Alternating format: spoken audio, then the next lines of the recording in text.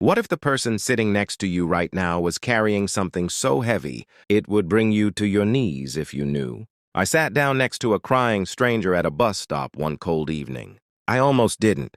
I almost kept walking like everyone else did, but something stopped me. And what happened in the next hour changed the way I see people forever. This is not a feel-good story. This is not one of those I did a good thing and got rewarded videos. What she told me that night broke something inside me. And I think once you hear it, it's going to break something in you too. It was a Tuesday. I remember because I had just had one of the worst days at work. My boss had embarrassed me in front of the whole team. I'd missed lunch and my shoes were soaking wet from the rain. I just wanted to get home, eat something warm, and forget the day existed. I was walking to the bus stop, head down, hood up, totally inside my own head, and when I noticed her. She was sitting on the far end of the bench. Late 50s maybe, gray hair pulled back, a plastic grocery bag sitting between her feet. And she was crying. Not loudly, not dramatically, just quietly, the way people cry when they've been doing it for so long they don't even notice anymore. Every single person walking past her just kept walking. I almost did too. I took 3 steps past her and then stopped. I don't know why. Some part of my brain just wouldn't let me keep going. I turned around, walked back, and sat down next to her, leaving a respectful gap. Not too close, and I just said, "Hey, you okay?" She looked up at me like I had said something in a foreign language, like she genuinely didn't understand why a stranger was talking to her. She wiped her face quickly and said, "I'm fine, thank you." The universal lie. We've all said it. I didn't push. I just stayed there. I pulled out my phone, pretended to check something, and just stayed. A minute went by, then another. Then she said very quietly, "My son didn't come." I looked up. "Come where?" She nodded down at the grocery bag. "I made his favorites. Rice, chicken, that sauce he likes. He said he'd visit for dinner. He didn't call. He didn't show up. I waited 4 hours and then I had to get out of the house." I didn't say anything because honestly, what do you say to that? She kept talking. Her name was Margaret. She'd raised 3 kids on her own after her husband left when they were young. Worked 2 jobs for years, cleaning offices at night, cashier at a grocery store during the day. Missed sleep, missed birthday parties, missed everything, all so her kids could have what they needed. Her youngest son, Daniel, was the one she was closest to. He used to call her every Sunday without fail, every single Sunday, until about 8 months ago. Then the calls got shorter, then less frequent, then almost nothing. She didn't know what she'd done wrong. She'd gone over it in her mind 1,000 times. She'd even written him a letter, an actual handwritten letter, asking if she'd hurt him somehow. He texted back 2 words. "All good. All good." She said those 2 words and then she just shook her head slowly, like they still didn't make sense to her. Here's the thing about parents and their kids, especially mothers.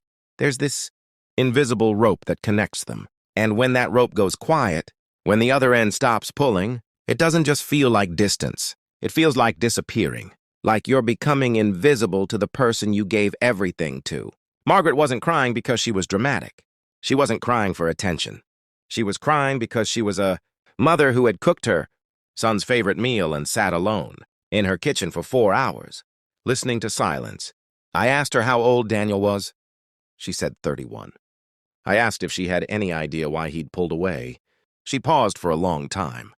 Then she said, "His girlfriend doesn't like me very much. I think I said something once. I can't even remember what." And it became a wall between us. One comment, one moment, and 8 months of silence. Now look, I'm not here to judge Daniel or his girlfriend. I don't know their side. Relationships are complicated. Family dynamics are messy. But what I do know is this. There was a 58-year-old woman sitting in the rain with a bag of food she'd spent hours making for someone who didn't show up. And she wasn't angry. She wasn't bitter. She was just sad and confused and lonely. That's what got me. She wasn't sitting there, thinking, how could he do this to me? She was sitting there thinking, what did I do wrong? Even after everything, even after being the one who was hurt, she was still trying to protect her son in her own mind. That is what unconditional love actually looks like. Not the greeting card version, the real version. The one that keeps showing up even when it gets nothing back. We talked for almost an hour. The bus came and went. Both of us missed it. Neither of us moved. She told me about when Daniel was 7 and had a nightmare. And he came running into her room and grabbed her hand and said, "Mama, don't let go." And she promised him she never would. And she said to me with this small, tired smile, "I still haven't let go. I just don't think he knows that anymore." I had to look away for a second because I was not about to cry at a bus stop in front of a stranger. Eventually, a second bus came. She stood up, picked up her grocery bag, still full, food still inside, and she said, "Thank you for sitting with me. People don't usually do that." And she got on the bus. I stood there for a while after she left. Just standing there thinking about how many Margarets are out there right now, sitting in kitchens, waiting for calls that don't come, making food that doesn't get eaten, carrying love that has nowhere to go. And how many of us walk right past them. Here's what I want you to sit with. It costs nothing to stop. Not $1. Not an hour. Sometimes just 5 minutes and the ability to say, "Hey, you okay?" can be the one thing standing between someone feeling completely invisible and feeling like they still matter. We are all so fast now. Everyone's got somewhere to be, something to scroll, some notification to check. And in all that speed, we've completely forgotten that the person next to us might be drowning, quietly and just waiting, not for someone to save them, but for someone to notice. Margaret didn't need me to fix anything. She couldn't get her son back because I sat with her. Her dinner still went uneaten. The silence in her house was still there when she got home. But for 1 hour at a bus stop, she wasn't invisible. And I think that mattered. I hope it mattered. I've thought about her almost every day since. I don't know what happened with Daniel. I don't know if he ever showed up. I didn't get her number, didn't get her last name. She's just Margaret to me, a woman with a grocery bag and a son who didn't come, who sat in the rain and cried in a way that felt ancient and deep. But she gave me something I didn't expect. She reminded me to slow down, to look up, to stop treating the people around me like background characters in my own story. Because here's the truth, everyone you pass today is the main character of their own life. Everyone has a bag they're carrying. Everyone has a Tuesday that broke them a little. The question is just whether you'll stop, turn around, and sit down.